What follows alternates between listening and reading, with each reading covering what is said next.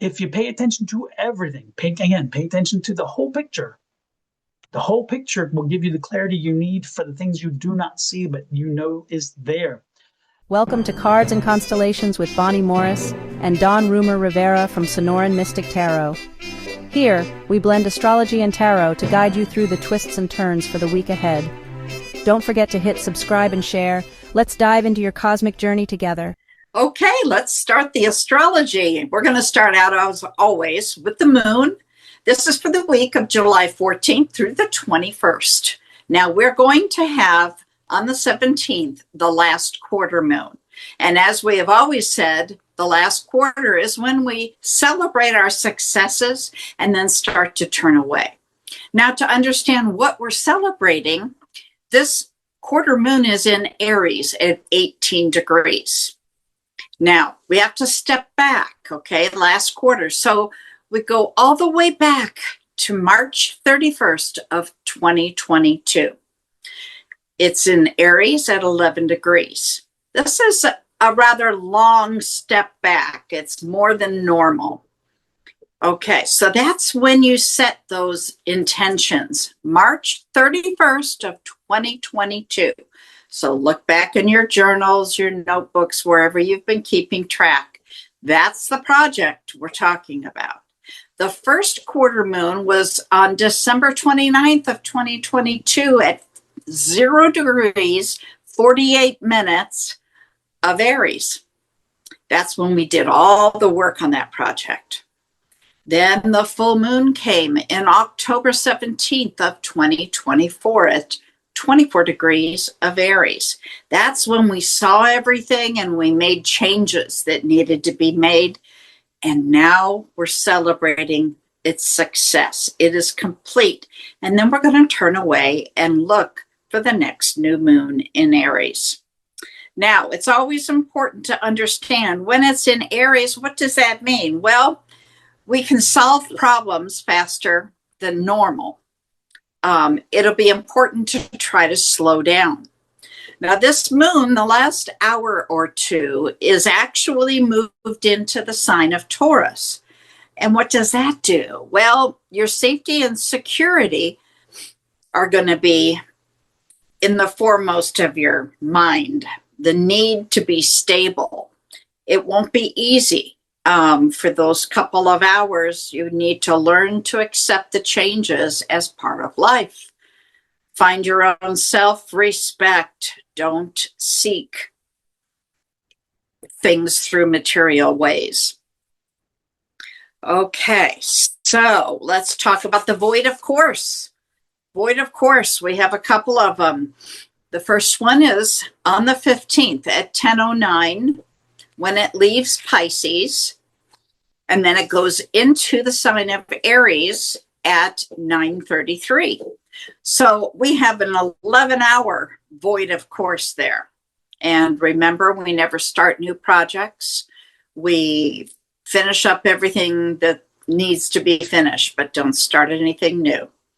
Then on July 17th, that's when we have the quarter moon at 5:37 p.m. All times are Phoenix, so it's Mountain Standard. It leaves the sign of Aries at 5:37 p.m. and it moves into Taurus at 1 a.m. on the next day. So that's, dinner time, and the rest of the evening, you don't want to be doing anything. Resting is always good. Then on July 19th at 11:43 in the evening, it's going to leave Taurus. This is a rather short one. And then at 3:22 a.m. on the 20th, it moves into Gemini. On the 21st at 12:57, it will leave Gemini and then move into Cancer the next day at 5:26 in the morning a.m. So we have some more than just a few minutes on each one of these. The shortest one here is about 4 hours. So take notes of those and make sure you don't start projects that you don't want to repeat. Now, let's see what's in your sign. Okay, Leo, Mercury is in your sign, and he's in a sextile or a pocket of opportunity for you to Venus, who is in Gemini. Now, this should bring some tactful communication, but I want to remind you, Mercury is in full retrograde effective the 17th. Right now, he's finishing his pre-shadow. So that means kind of looking backwards. There could be people coming back into your life from the past. You'll have to deal with that on your own. Right now, you may find it an intuitive sense of social grace to deal with it and be able to express yourself with that charming clarity. Now would be a good time to do some teaching, writing, nurturing with your warm and sensitive nature. The sun, who represents you, is in the sign of Cancer, but it's going to move into your sign next week. There is reliability and integrity, the wisdom of patience, and a calm approach to life that helps earn your respect. You're very dependable and capable, and you show compassion. You have a spiritual openness this week, and it comes across as graceful and charming, sometimes even with magnetism and charisma. Of course, all of that with a sense of clarity and understanding your identity regarding your life's direction. Along with all these good aspects come the opposition to Pluto, creating a tension between your identity and those deep forces of change and transformation. They can, and I caution you, regarding power struggles right now. You may attract some very intense relationships with cycles of death and rebirth. That's because Mercury's in retrograde. You can emerge as a catalyst for growth this week. Dawn, what do you have for Leo?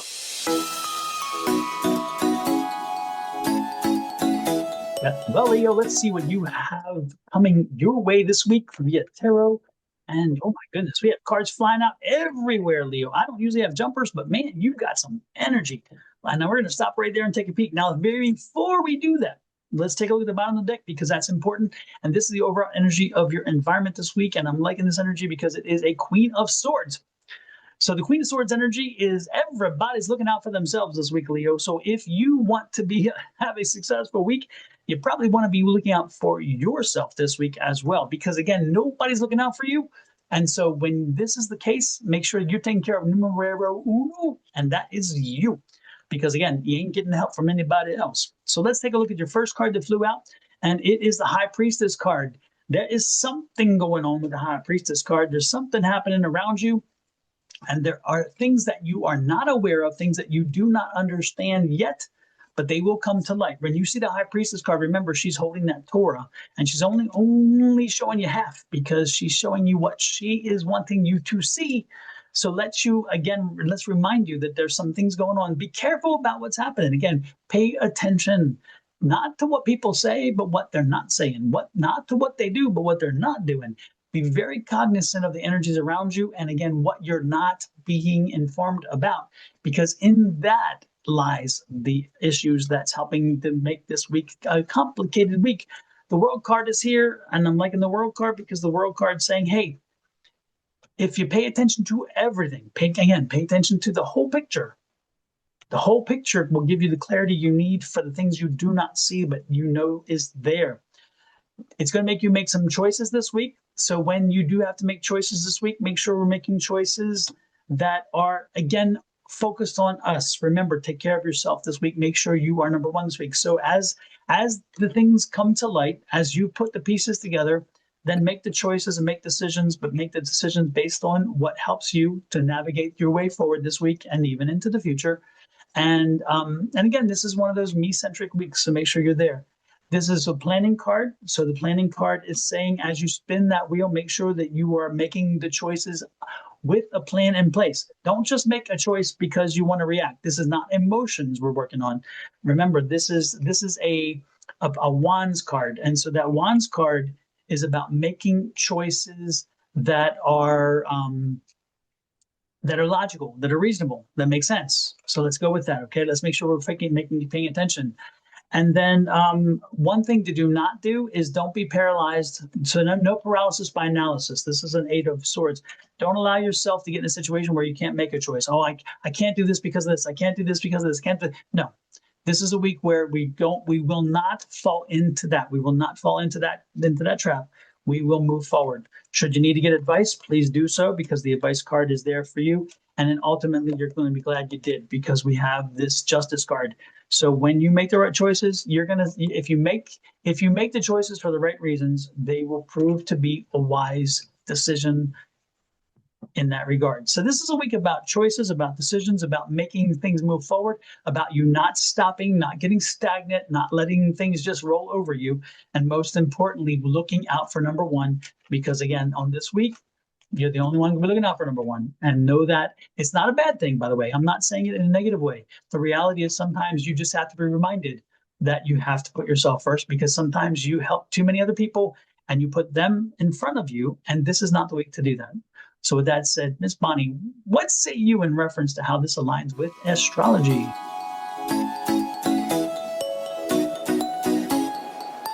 Well, I think in many cases it does. Leo's got a lot of social grace this week. Also very nurturing, and comes across with a very calm approach to life. However, towards the end of the week, they can attract some pretty intense relationships, okay? They can take that and for the better, make it a catalyst of growth. So it's about choices here. The energy can go either way. And also bringing in that complication of the retrograde that's coming toward us. Exactly. Yeah, it's like it throws things in the air. Yeah, we've got like so many planets in retrograde right now, and that adds a whole different flavor. And didn't you say in one of the previous ones, Mercury on the 17th goes into retrograde, or is it the 17th? Mercury is actually in full retrograde starting the 17th. Right now, he's in his retrograde pre-shadow. Right. So we're still feeling the effects. It just gets super strong on the 17th. Exactly. So people know during Mercury retrograde, don't make decisions, don't do contracts, don't do those things. This could be part of that energy that's moving toward that. So be cognizant and be aware that when you're feeling that energy, sometimes it's beyond you, because it is truly beyond you. It's in the stars. And while we're in the stars, Miss Bonnie, how can they make us see stars? We see stars every time you hit that subscribe button that you can see down there in the lower right-hand corner, and set that bell to all. And that way you'll get a little message every time we post something live, or if we go live.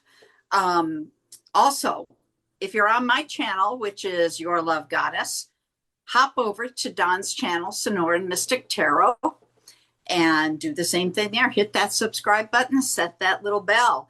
When you're done with that, go to our new channel, Cards and Constellations. We're trying to build that. And when we get that built up, then we will only be posting on one channel. Right now, we're doing all three. So give us some love and let's build that channel up. And when you search for Cards and Constellations, since we are a newer channel, the one thing that stands out is if you put AND, you're not going to find us as easy. But if you put the ampersand, you will find us quickly. So make sure that you use the ampersand. We would appreciate it. Again, we appreciate that. Please let us know. Give us some feedback. Let us know how we're doing. And more importantly, how does this resonate with you? How is this working in your world? We are curious and always want information and feedback. So while you're doing that, we're going to give you feedback by telling you that we appreciate you being here. Love, light, and blessings from Miss Bonnie and her family, me and my family, to you and to yours. Until next week, this is Cards and Constellations. Have an amazing one. Bye-bye.